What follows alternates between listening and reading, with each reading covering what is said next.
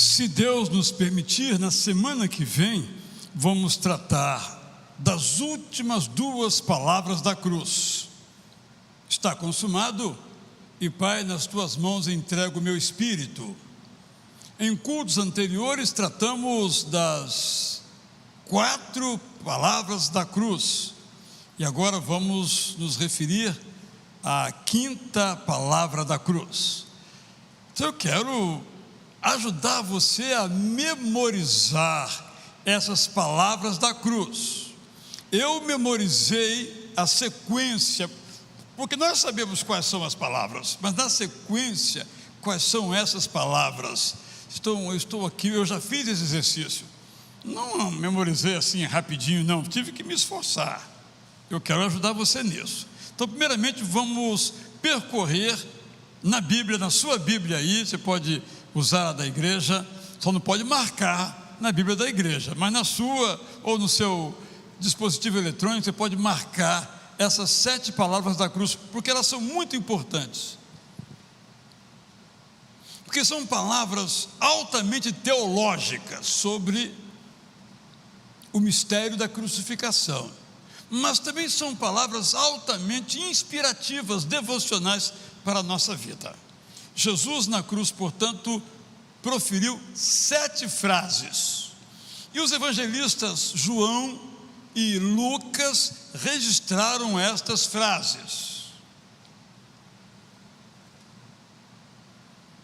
Complementarmente, não quer dizer que ele só disse as que João trouxe, ou as que Lucas trouxe, ou as que Marcos trouxe, mas os evangelistas se complementam.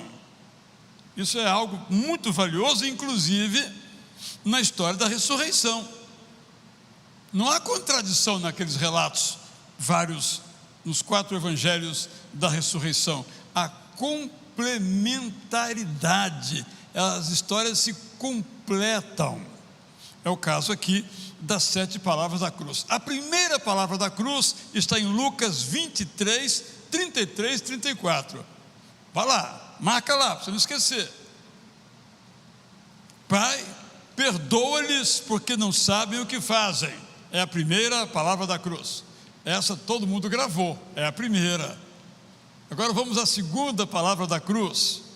Lucas 23, 43, no mesmo capítulo, um pouco mais adiante, quando ele se dirige ao ladrão arrependido, que pede que seja lembrado quando ele entrasse no reino, Jesus então diz: olha, hoje mesmo estarás comigo no paraíso.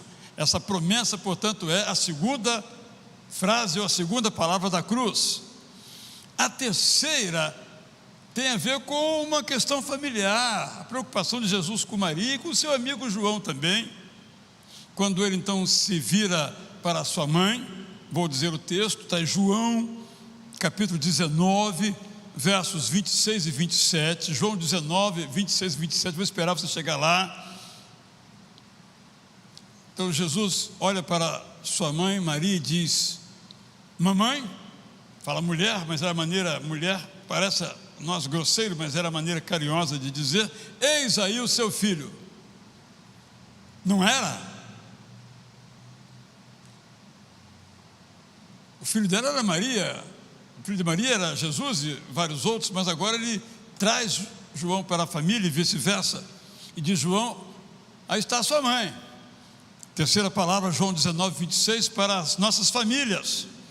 Quarta palavra, a mais difícil de entendermos, e Jesus a profere em aramaico, Mateus 27, 46, que também está em Marcos 15, 34. Então vá, por favor, aí na sua Bíblia, a Mateus 27, 46 e anota aí: Eli, Eli, lema sabactane. Não se preocupe em não saber aramaico, eu também não sei, mas o evangelista já nos ajudou, ele mesmo traduziu e disse: Deus meu, por que me desamparaste ou abandonaste? Quinta palavra da cruz, de novo agora em João, capítulo 19, verso 28, tenho sede, é o nosso comentário hoje. Sexta palavra da cruz, Está consumado. João 19:30. E a 7ª palavra da cruz: Pai, nas tuas mãos entrego o meu espírito. Lucas 23:46. Ok? Fecha a Bíblia e vamos lá. Primeira palavra da cruz: perdoa-lhes porque não sabem o que fazem. Essa todo mundo memorizou, até quem não tem memória. A segunda, a gente tem que usar artifícios mnemônicos. A segunda tem a ver com a palavra P, Pai, perdoa-lhes. É a palavra paraíso, lembrou? Então, hoje mesmo estarás comigo no paraíso. É a terceira palavra da cruz. Segunda palavra da cruz. Luiz Felipe, se não fosse você, o que seria de mim? Ele me ajudou ali, me salvou nessa hora difícil que eu estava passando aqui com os irmãos, porque eu estava trocando aqui os números. Vamos então à terceira palavra da cruz. Você lembrou de paraíso, aí você lembra de filho, de mãe, alegria do lar. É assim que a gente memoriza, viu, gente? É assim. Mulher, eis aí o teu filho. Filho, eis aí a tua mãe. Essa é a terceira palavra da cruz. E como é um filho mencionado, vem o pai, vem a oração ao pai, busca de ajuda, de apoio ao pai. Por que me desamparaste? Eli, Eli, lema sabachthani. É a quarta palavra da cruz. Viu como é fácil? Depois de tudo isso, só pode vir o quê? Estou com sede. Não é? Ali naquela dificuldade, naquele sofrimento, ele diz: tenho sede. É a quinta palavra da cruz. Quando dão água a ele, na verdade vinagre, ele diz: as profecias estavam todas corretas, se cumpriram, Senhor, tudo que pedisse para eu fazer eu fiz, está consumado. E a última é: bem, Pai, entrego nas tuas mãos o meu espírito. Não é fácil?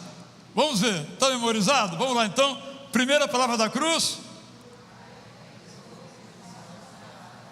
Quem está em casa pode repetir também, a gente não vai ouvir. Você ouviu um pouquinho aqui, é claro que nós não ensaiamos, e são palavras longas, né? Mas é a ideia do perdão. A segunda palavra da cruz. Perfeito, hoje mesmo estarás comigo no paraíso. A terceira um pouquinho mais longa, são duas expressões aí, mas mulher e filho. Essa foi a? E a quarta? Pessoal que fala até aramaico, está vendo? Esse pessoal que é muito bom, né? Então a quarta é: Deus meu, por que me desamparaste? Ou em aramaico, Eli, Eli, lema sabachthani. E aí ficou fácil. Depois de tudo isso vem o quê? Tenho sede, é a quinta. E depois? E depois? Olha, gente, vocês gravaram, vocês memorizaram, vocês são muito melhores do que eu, porque eu demorei muito mais tempo do que isso. Vocês foram muito mais rápidos aprendendo essas expressões, são muito vitais para entendermos, como eu disse, o sentido da cruz e aplicarmos também às nossas vidas. Vamos então considerar a quinta palavra da cruz. Simples: estou com sede. Eu quero começar, meus irmãos e minhas irmãs, falando eu vou colocar entre aspas, me perdoem, igrejas da prosperidade.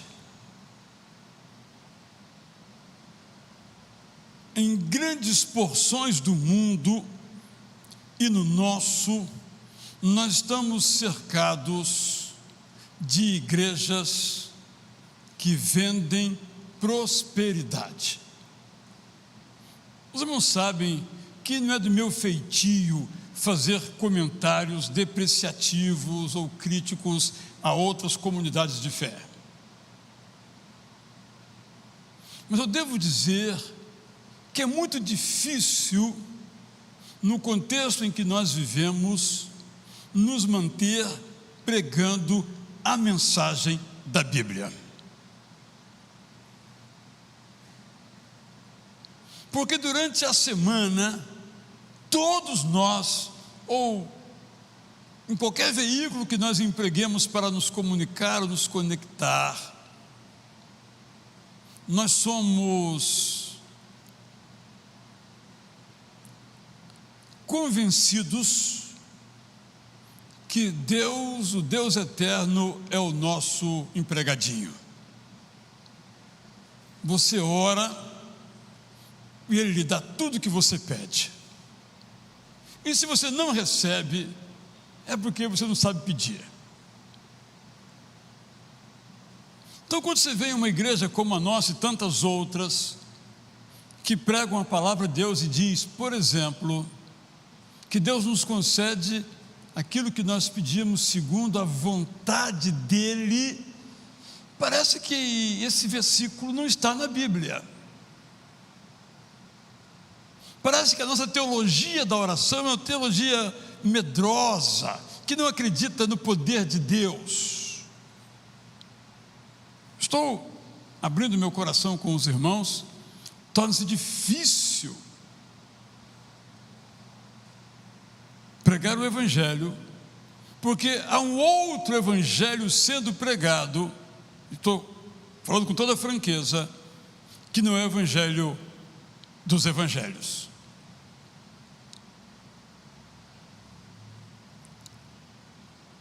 Eu comecei a pensar então, fazendo uma comparação às palavras da cruz. Então eu imaginei o seguinte: as igrejas da prosperidade nunca vão interceder assim, Pai, perdoa-lhes. Porque o conteúdo da pregação dessas igrejas é: Pai, eu quero o que é meu, restituição, faça-me justiça, porque eu estou sendo injustiçado, devolve o que é meu. Mas Jesus ora: Pai, perdoa-lhes, porque não sabem o que fazem. Imaginei também que essas igrejas nunca prometerão o que Jesus prometeu àquele ladrão arrependido: hoje estarás comigo no paraíso. Porque o que elas pregam diz que o paraíso é aqui, que as promessas são para agora, não para depois. Nós temos que tomar posse delas. Ouvimos isso todos os dias. Mas Jesus diz: olha, sua felicidade, como você quer, é no paraíso. Imaginei também que essas igrejas nunca vão dizer: eis aí o seu filho, eis aí a sua mãe, porque não pregam que cada um de nós precisa assumir as responsabilidades por seus acertos, por seus erros, mas prega que Deus vai dar um jeito dos problemas que nós mesmos causamos e vão transferir: Pai, cuida da minha mãe. Porque não cabe na sua teologia a ideia da responsabilidade, de assumir as consequências nas coisas certas e nas coisas erradas. Imaginei também que essas igrejas nunca vão clamar: Deus meu, por que me desamparaste?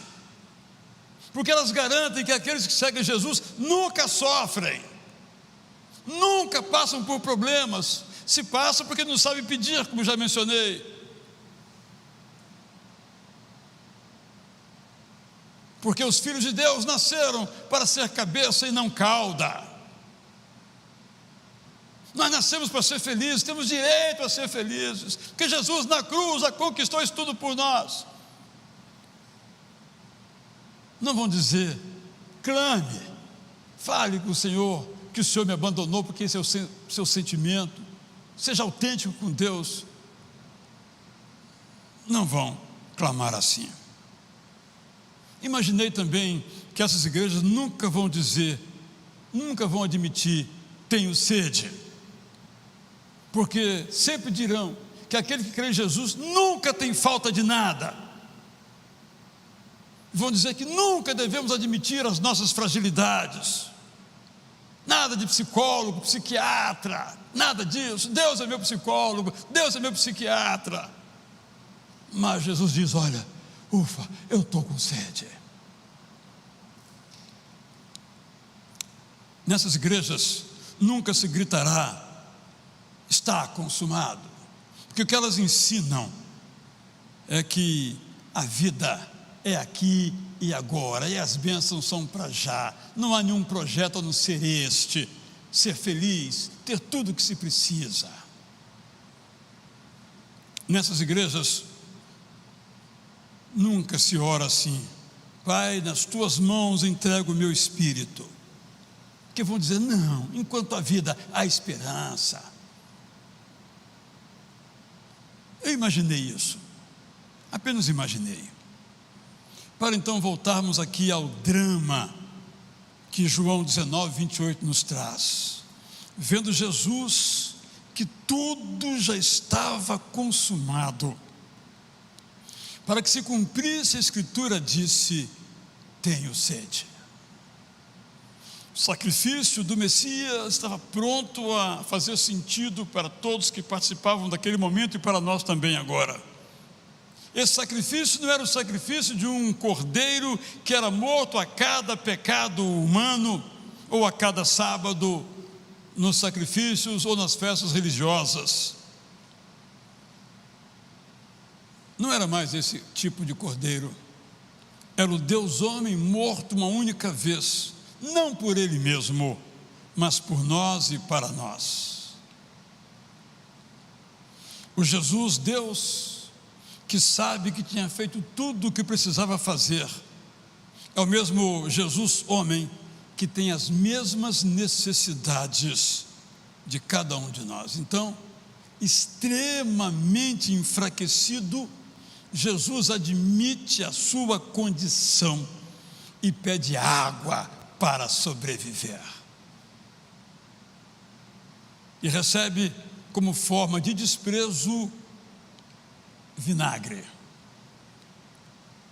Todos sabemos que a desidratação é uma experiência limite. A fome mata, mas a sede mata muito mais letalmente. Se pudesse fazer uma comparação meramente didática, a sede é pior do que a fome. E Jesus estava com muita fome. Talvez tenha se alimentado 20 ou 24 horas antes, porque o julgamento dele foi totalmente cruel, injusto, perturbador, na ilegalidade, na ilegitimidade, juridicamente falando.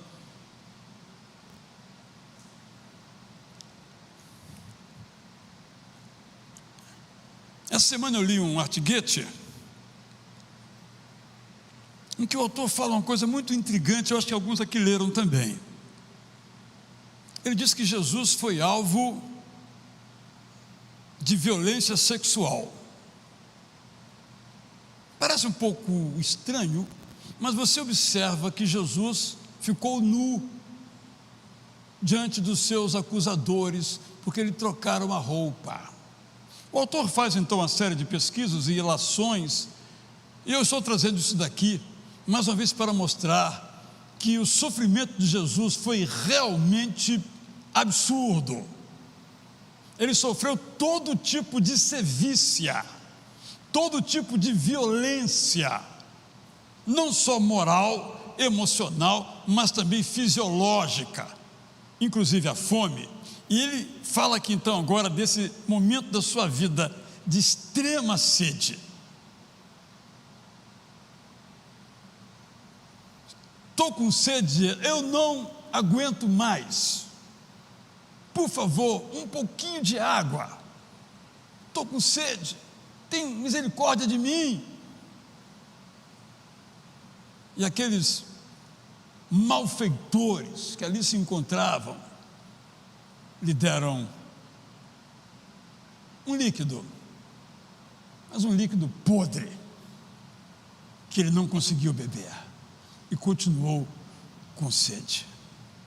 Nós também, irmãos, passamos por experiências limites na vida, dor extrema, às vezes prenunciando a nossa própria morte, solidão completa, mostrando nosso desespero, fome absoluta, semeando o fim. Nós sabemos como a fome tem assolado milhões de pessoas por ano no mundo. É a maior vergonha da humanidade que alguém ainda passe fome, mas isso infelizmente é uma verdade. É por isso que mencionei aqui, o pastor Alceni destacou agora de noite, que nós não podemos fechar os olhos aos que estão com fome. Não é humano que um humano se conforme com a fome do outro. E a sede total, o limite do limite, o insuportável. Nós, às vezes, passamos por essas experiências, mas algo ainda mais profundo que eu tiro desta frase de Jesus, estou com sede, é que ele admitiu a sua fragilidade. Eu imagino que ele sabia o que é que podia acontecer. Eu imagino que ele sabia que ia usar aquela palavra dele para ainda o menosprezar, para ainda o humilhar, para ainda o apequenar, mas ele estava com muita sede. Até então, ele não pediu nada. Nas anteriores expressões da cruz, ele ofereceu. Aqui é o único pedido que ele faz, desesperado: estou com sede. Jesus admite a sua fragilidade. Aprendo com isso que quando nós omitimos a nossa fragilidade, nós perdemos a oportunidade de ser ajudados. Talvez abusem da nossa fragilidade, talvez nos ofereçam vinagre, mas talvez nos ajudem, talvez nos dê a água que nós solicitamos, um copo de água que pedimos. A autenticidade é sempre a nossa melhor escolha, mesmo que usem alguns, até mesmo contra nós, porque o contrário é a gente se fechar. O contrário é, estando com sede como Jesus, não admitir que estamos com sede. E se não dizemos que estamos com sede, quem vai nos dessedentar? Numa igreja, a nossa experiência como pastores é que há pessoas que compartilham conosco todas as suas dores, grandes e pequenas. E há pessoas que não nos compartilham as suas dores, não admitem as suas vulnerabilidades, as suas fragilidades, e nós não podemos ajudá-las. Mesmo a sua família, há pessoas que não admitem que estão com problemas, logo não podem ser ajudadas.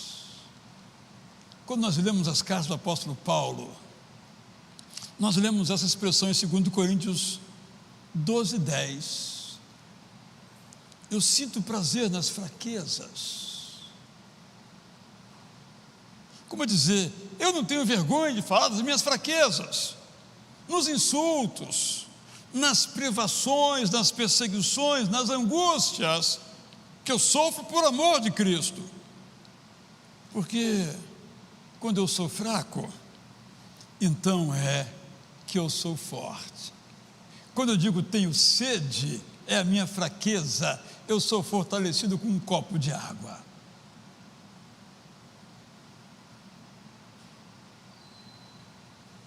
Nossa cultura, muitas vezes, nós somos convidados a não admitir as nossas fraquezas. Nós cantamos agora há pouco um hino, E lá no meio do hino tem uma estrofe meio sem pé nem cabeça. O autor está falando da grandeza de Jesus, porque ele vivo está, e aí ele enfia uma estrofe, e a estrofe diz assim: que belo é um nenezinho. Vamos cantar, melhor do que eu falar aqui, não é? Vamos cantar, vocês sabem de cor aí, só essa estrofe aí, nem o estribilho é necessário, nem sei se tem estribilho, mas é só essa. Vamos cantar, sentados como nos encontramos mesmo, só essa letra. Eu vou dizer o que tem a ver essa letra, essa estrofe com a mensagem sobre tenho sede. Vamos então cantar?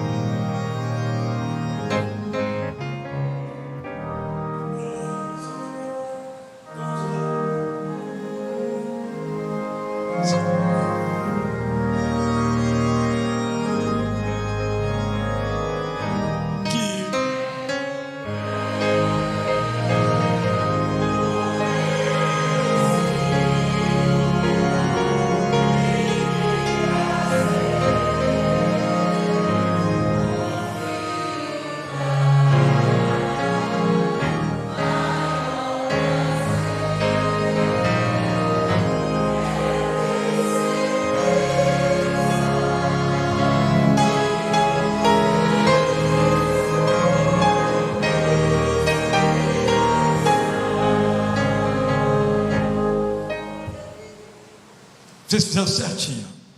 Obrigado.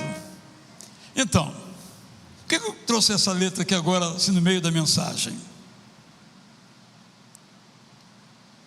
Antes eu quero narrar uma experiência. Há muitos anos mesmo, eu estive na Holanda e visitei uma irmã nossa aqui, que foi junior, adolescente comigo aqui na igreja, jovem, casada e não tinha filhos. Eu disse: você não tem filhos? Ela disse: Israel, como é que eu vou ter filhos? Você sabe quantas ogivas nucleares estão apontadas contra a Holanda? Bem, a história prosseguiu e ela teve filhos. Eu lembro isso porque esse é o contexto em 1971, quando esses autores escreveram essa música. E eles dizem o seguinte: embora a história tenha revelado que este mundo nunca foi muito estável, parece que o nosso século tem sido especialmente um tempo de crise. 1971. O nosso mundo é um planeta cheio de injustiças, traição de confiança nacional e pessoal, assassinatos, tráfico de drogas e guerra monopolizam as manchetes. Foi no meio dessas incertezas que as certezas do senhorio do Cristo vivo inundou as nossas mentes perturbadas. O contexto é que estava por nascer um filhinho no lar de Bill e Gloria Gaither, os autores desta música. E eles perguntaram: que esperança há para o nosso bebê? Ao nascer, continua nosso bebezinho, com toda a confiança em um Cristo vivo e soberano, foi possível pegar nosso filhinho nos braços e escrever: que belo é o nenezinho, que prazer um filho dá. Eu tomo este conjunto de versos, essa estrofe, como uma afirmação de vulnerabilidade. Estavam vulneráveis. Vamos ter um filho e viver nesse mundo. Aqui jovens certamente pensam isso, avós também certamente pensam isto. Mas assim que eles comunicam a sua vulnerabilidade, eles podem afirmar que Cristo está vivo. E aí, esse Cristo está vivo toma um sentido completamente diferente. Tenho sede. Nós temos sede. Precisamos admitir as nossas sedes as nossas fomes, as nossas fragilidades, as nossas dificuldades. Jesus, o homem, 100% homem e 100% Deus, não teve nenhuma dificuldade em admitir a sua vulnerabilidade.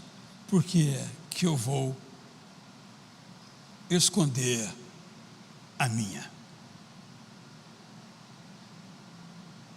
Porque às vezes o tal evangelho que eu mencionei, entre aspas, da prosperidade, nos ensina que nós somos indivíduos, homens e mulheres, que não temos fraquezas, não temos problemas, não temos dificuldades, não temos aflições. Jesus teve aflições. Nós também temos aflições. E foi por isso que Jesus deixou o legado maravilhoso da ceia do Senhor. A gente participa deste símbolo, gesto, ritual, festa, algumas vezes em nossa igreja por mês. Todo primeiro domingo do mês, no culto 1 e 2, 9 e 11, e todo terceiro domingo no culto das 19 horas. Sempre falo isso aqui. Alguns aqui já participaram de milhares de ceias do Senhor. Nisso há um problema, que nós acabamos banalizando a experiência. Deixa eu lhe contar que os batistas, quando começaram em 1609, eles não levavam Bíblia para a igreja, nem liam a Bíblia no culto, porque eles achavam que a Bíblia era coisa tão sagrada que não podia ser banalizada. Eles estavam errados. Mas eu estou destacando esse aspecto de levar a sério o próprio livro sagrado, a própria Bíblia sagrada. Há muitos anos aqui tivemos uma experiência em nosso programa de rádio, em que um muçulmano nos escreveu, querendo ter uma Bíblia, que estava ele, disse ele, se convertendo. Nós mandamos para ele a Bíblia, pelo correio, e ele nos respondeu: ainda não comecei a ler. O que eu preciso fazer para ler a Bíblia? Em outras palavras, acostumado ele com a sua religião, ele quis perguntar: que rituais, que cuidados, eu posso simplesmente abrir esse livro tão sagrado e ler? Porque o Corão não pode. Por exemplo, estou ilustrando isso, e aquilo me tocou a seriedade com que ele trava o livro Bíblia. Instruímos a ele que não era necessário fazer nada, bastava abrir e ler. Não sabemos o resto da história. Então, ao celebrarmos essa ceia do Senhor, como eu disse, é um recurso que Deus nos legou. Vamos imaginar um pouquinho, bem rapidamente, que Jesus estava na sua última semana, vamos dizer assim, praticamente na véspera da sua morte. Muito possivelmente a ceia foi numa quinta-feira, alguns autores acham que foi numa quarta-feira, quarta ou quinta-feira. Os discípulos eram tristeza pura, porque ele já vinha mostrando que era necessário que o Filho do Homem padecesse, isto é, que morresse. Uns entendiam, outros não entendiam, outros não aceitavam. Vocês viram a atitude de Pedro? E há um momento então, quando ele reúne as pessoas nessa festa que seria a Páscoa, mas que ele transformou na ceia do Senhor, depois certamente ter tomado a Páscoa, em que ele diz: Judas, não fala a palavra Judas, mas diz: um aqui vai me trair. Irmãos, imaginem eu chegar aqui e dizer: um de vocês aqui é o traidor. Estão aqui cantando comigo, conosco aqui, batendo as costas aqui na gente e tal, mas são traidores. Quem foi? Quem foi? Eram só 12, gente que viveu com Jesus durante 2 anos e meio, 3 anos, dia e noite aos pés de Jesus, ao lado de Jesus. Um de vocês vai me trair. A confusão mental, ele não disse quem. Sou eu. A história nós conhecemos, vai mostrando a perturbação que ele provocou com aquele anúncio. que ele complementa dizendo: olha, essa é a última vez que vamos participar da ceia, não vamos mais nos encontrar,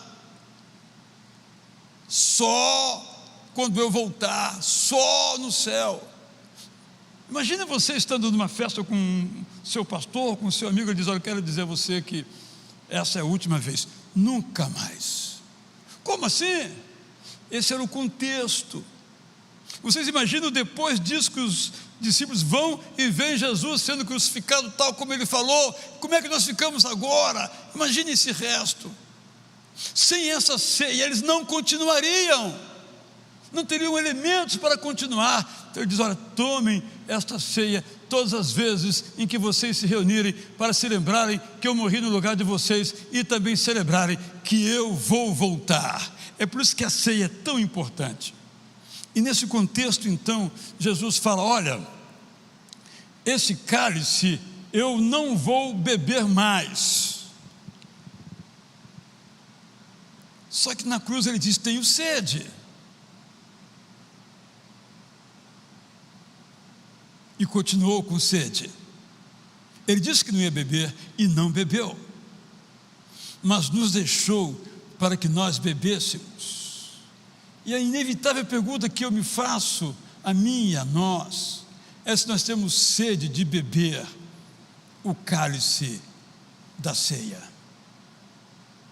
o vinho da festa da esperança. Que quando nós fazemos isso, nós mostramos que vivemos de um modo espiritual, não de um modo natural. Aquela tristeza foi natural, mas participar da ceia era espiritual. É por isso que nós celebramos sempre